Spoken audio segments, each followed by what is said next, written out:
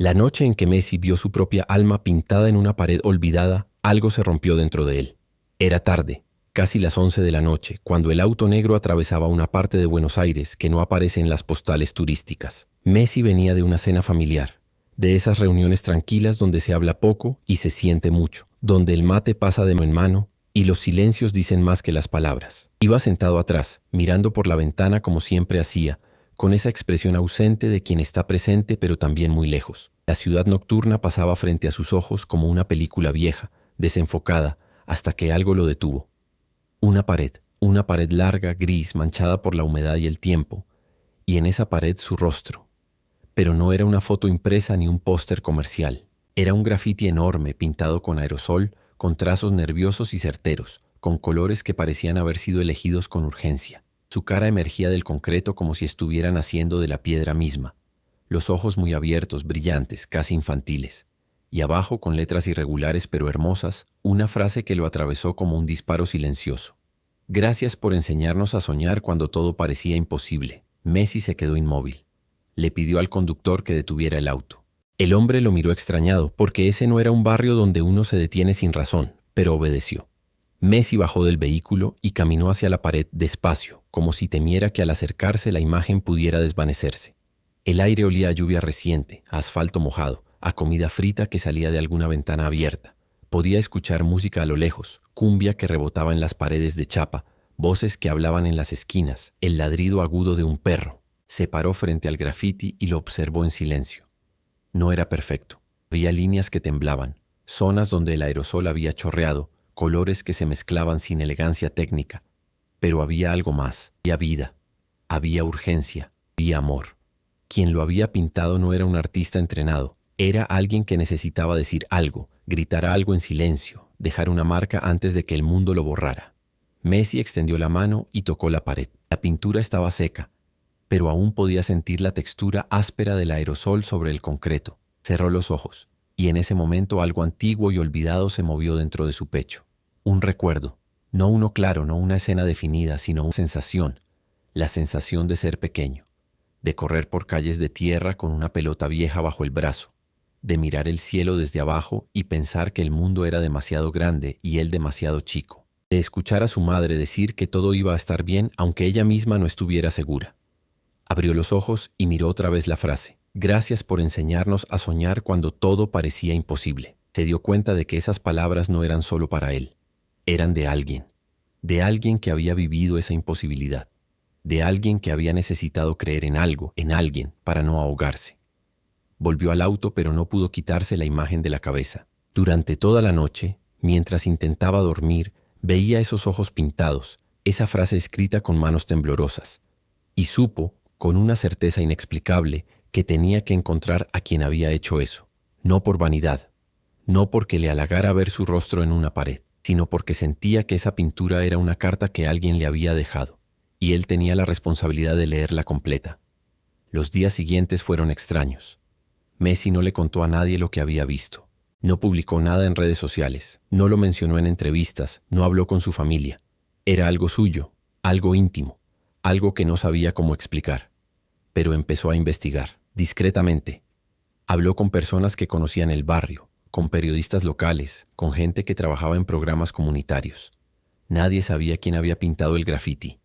Aparecía y desaparecía de la noche a la mañana, como si fuera obra de un fantasma, hasta que alguien le dio un nombre. Bueno, no un nombre completo, un apodo, el Flaco, un chico joven que pintaba paredes en la zona, que vivía en una casilla al fondo del barrio, que no hablaba mucho con nadie. Decían que pintaba de madrugada, siempre solo, siempre rápido, como si huyera de algo. Decían que era buena gente pero triste, que había perdido a su hermano en un tiroteo años atrás y que desde entonces vivía entre las sombras.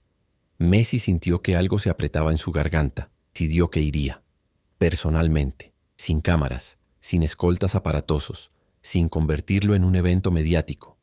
Solo él. Y ahora, antes de seguir contando esta historia, quiero pedirte algo.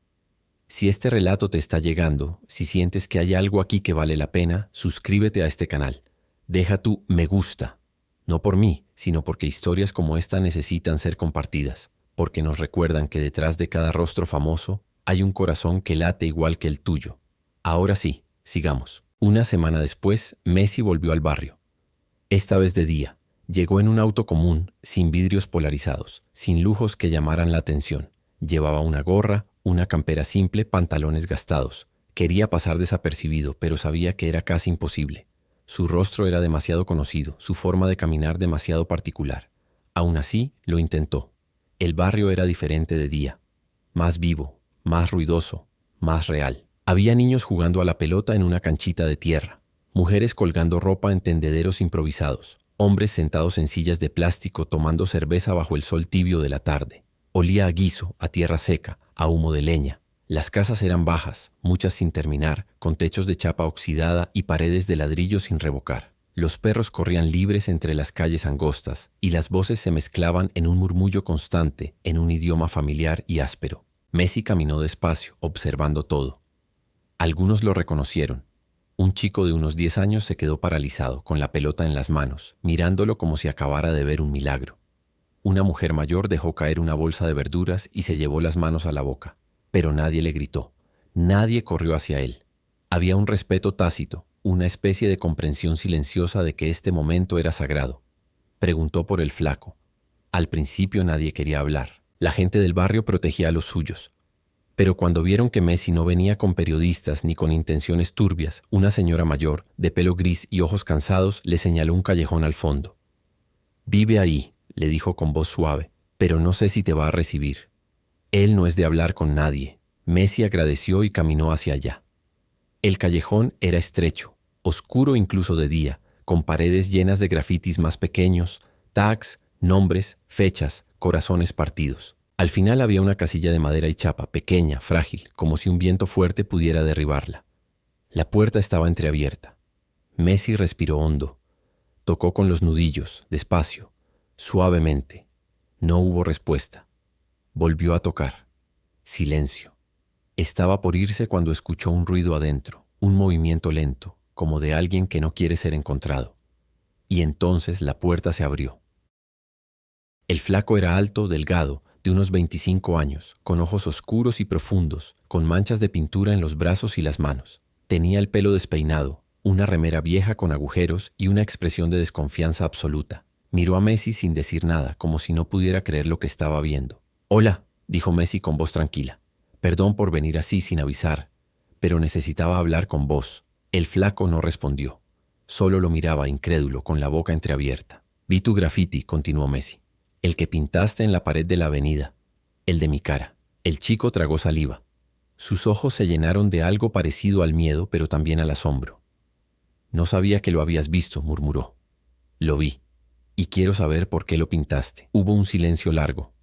El flaco miró hacia abajo, hacia sus manos manchadas y luego hacia el cielo, como buscando palabras que nunca había usado. Finalmente suspiró. «Entrá», dijo, y se hizo a un lado. La casilla era pequeña, casi vacía. Había un colchón en el piso, una mesa de madera vieja, latas de aerosol amontonadas en un rincón, bocetos y dibujos pegados en las paredes con cinta adhesiva. Todo estaba desordenado, pero había algo en ese desorden que hablaba de una mente creativa, de alguien que vivía en un mundo propio, lleno de imágenes y colores. El flaco se sentó en el borde del colchón y le hizo un gesto a Messi para que se sentara en la única silla que había. Messi obedeció. Se quedaron en silencio unos segundos, dos extraños en una habitación diminuta, conectados por una pintura en una pared. «¿Por qué yo?», preguntó Messi con suavidad. El flaco cerró los ojos. «Porque mi hermano te amaba», dijo, y su voz se quebró un poco al final. «Mi hermano, Damián. Tenía 17 años cuando lo mataron. Era un pibe bueno, no andaba en nada malo, solo estaba en el lugar equivocado a la hora equivocada. Una bala perdida, así nomás». Messi sintió que su pecho se apretaba. Damián soñaba con ser jugador, siguió el flaco, abriendo los ojos y mirando al techo. No tenía chances, obvio. Acá nadie tiene chances. Pero él igual soñaba. Se levantaba a las 5 de la mañana para entrenar en una canchita de tierra, sin técnico, sin nada. Solo él y la pelota. Y en su pieza tenía un póster tuyo, un póster viejo, medio roto, que había sacado de una revista. Y te miraba antes de cada partido, antes de cada entrenamiento. Decía que vos le enseñabas a no rendirse. Decía que si vos, siendo tan chico, tan enfermo, tan débil, habías llegado tan lejos, entonces él también podía. La voz del flaco temblaba ahora. Cuando lo mataron me quedé sin nada, sin ganas, sin razón. Y un día, no sé por qué, agarré un aerosol y pinté tu cara en una pared. Fue como hablar con Damián, como decirle que su sueño no había muerto con él, como agradecerte por haberle dado algo en lo que creer cuando todo acá era oscuro. Messi no dijo nada. No podía. Sentía un nudo en la garganta, una presión en el pecho que le impedía respirar bien. Se quedó mirando al piso, a las manchas de pintura, a las latas vacías. ¿Vos sabés lo que significa eso?, dijo finalmente con voz ronca. ¿Sabés lo que significa que me cuentes esto? El flaco lo miró confundido. Significa que tu hermano sigue vivo, continuó Messi, levantando la mirada, porque lo que él sentía, lo que él soñaba, sigue acá, en vos, en ese grafiti, en cada pared que pintás. El flaco se limpió los ojos con el dorso de la mano. No quería llorar delante de Messi, pero no podía evitarlo. ¿Me mostrás más de lo que haces?, preguntó Messi señalando los bocetos en la pared. El flaco asintió sorprendido. Se levantó y empezó a mostrarle sus dibujos, sus ideas, sus sueños plasmados en papel sucio y arrugado. Había rostros de niños del barrio, paisajes urbanos, frases escritas con letra temblorosa pero hermosa. Había dolor en cada trazo, pero también esperanza. Messi los miraba en silencio, con atención, con respeto. Y entonces dijo algo que el flaco jamás olvidaría. Yo quiero ayudarte. Quiero que sigas pintando. Pero no solo acá. Quiero que el mundo vea lo que haces. El flaco lo miró como si estuviera hablando en otro idioma. ¿Qué? Tengo amigos que trabajan en arte urbano, galerías, proyectos sociales. Quiero conectarte con ellos. Quiero que tengas materiales, espacios, oportunidades. Pero solo si vos querés. No por lástima, porque tu trabajo lo merece. El flaco no podía creer lo que estaba escuchando. Se quedó ahí, parado en medio de su casilla miserable, mirando al hombre que su hermano había adorado. El hombre que acababa de cambiarle la vida con unas pocas palabras. Y quiero hacer una pausa acá porque quiero preguntarte algo. Escribí en los comentarios de qué país estás escuchando esta historia, porque me encantaría saber hasta dónde llegan estas palabras, hasta dónde viaja el eco de momentos como este. Escribí tu país, deja tu huella. Y ahora sigamos. Los meses siguientes fueron un torbellino. Messi cumplió su promesa. Conectó al flaco con artistas, con gestores culturales, con personas que podían ayudarlo. Le consiguió materiales de calidad, espacios donde pintar sin miedo, sin apuro. Pero más importante aún, le dio algo que nadie más podía darle: legitimidad. Cuando Messi habló públicamente del graffiti, cuando compartió la historia de Damián en una entrevista discreta, la gente empezó a prestar atención. No al famoso, sino al artista anónimo detrás de la pintura. El flaco pintó murales en escuelas, en centros comunitarios, en hospitales. Cada pared que tocaba cobraba vida. Sus grafitis ya no eran solo imágenes, eran historias de chicos olvidados, de sueños enterrados, de resistencia silenciosa. Y en cada una de esas paredes dejaba una firma pequeña, casi invisible: por Damián. Messi lo visitó varias veces más, nunca con cámaras, nunca con fanfarria. Solo aparecía sin avisar con mate bajo el brazo y se sentaban a hablar. Hablaban de fútbol, de arte, de la vida, de lo difícil que es mantener la esperanza cuando todo parece desmoronarse. Y en esas conversaciones, Messi descubrió algo que había olvidado: que la grandeza no está solo en los títulos ni en los trofeos, sino en los corazones que tocas sin saber. Un año después, el flaco inauguró su primera exposición en una galería de Buenos Aires. No era un lugar lujoso, pero estaba lleno de gente. Gente del barrio, gente de la ciudad, gente que había ido solo por curiosidad y se había quedado hipnotizada por los colores y las historias plasmadas en esas paredes. Y en el centro de la galería colgaba el boceto original del graffiti de Messi, enmarcado con vidrio simple pero digno. Messi llegó tarde, casi al final de la inauguración. Se quedó parado en la entrada, observando desde lejos con una sonrisa pequeña y triste. El flaco lo vio y caminó hacia él. Se abrazaron. Un abrazo largo, de esos que dicen todo sin necesidad de palabras. «Gracias», murmuró el flaco contra su hombro. «No», respondió Messi, apartándose para mirarlo a los ojos. «Gracias a vos, por recordarme para qué jugaba». Esa noche, mientras Messi volvía a su casa, pensó en Damián. En el chico que había soñado en una casilla de chapa, que había amado el fútbol con la pureza que solo los niños conservan, que había muerto demasiado joven, pero había dejado una semilla plantada en el corazón de su hermano. y pensó que tal vez, solo tal vez, todo lo que había logrado en su vida, todos los goles, todas las copas, todos los aplausos, habían sido solo para llegar a ese momento, a esa pared, a ese graffiti, a ese abrazo. Porque la gloria verdadera no es la que se mide en estadios llenos ni en titulares de periódicos. La gloria verdadera es la que se esconde en callejones oscuros, en paredes olvidadas, en corazones rotos que encuentran una razón para seguir latiendo.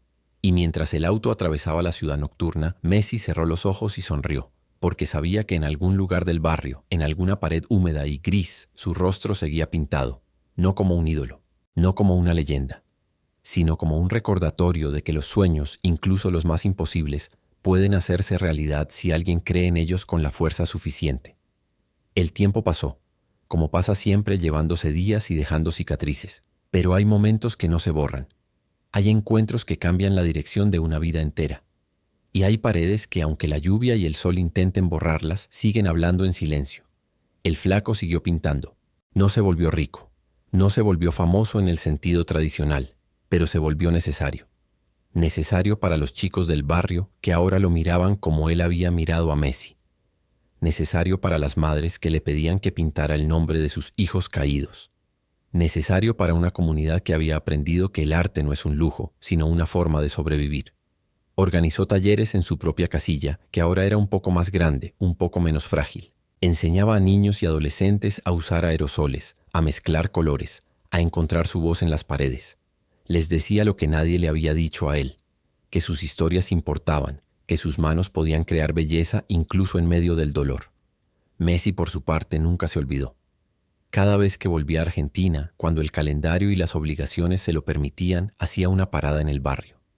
A veces solo para mirar el grafiti original que la comunidad había protegido como un tesoro. Habían puesto un vidrio acrílico sobre la pintura para que no se dañara, y ahora era un punto de referencia en la zona. Nos vemos en el Messi de la pared, decían los chicos cuando quedaban para jugar al fútbol. Pero había algo más que Messi hacía en secreto, algo que ni siquiera su círculo más íntimo conocía por completo. Había creado un fondo discreto, sin grandes anuncios ni ceremonias, para ayudar a jóvenes artistas del barrio, no solo con dinero, sino con conexiones, con oportunidades, con puertas que se abrían donde antes solo había paredes. No quería que su nombre estuviera en letras grandes, no quería estatuas ni homenajes. Solo quería que chicos como Damián, como el Flaco, como tantos otros invisibles tuvieran una chance. Una tarde de invierno, casi 3 años después de aquel primer encuentro, Messi recibió un mensaje del Flaco.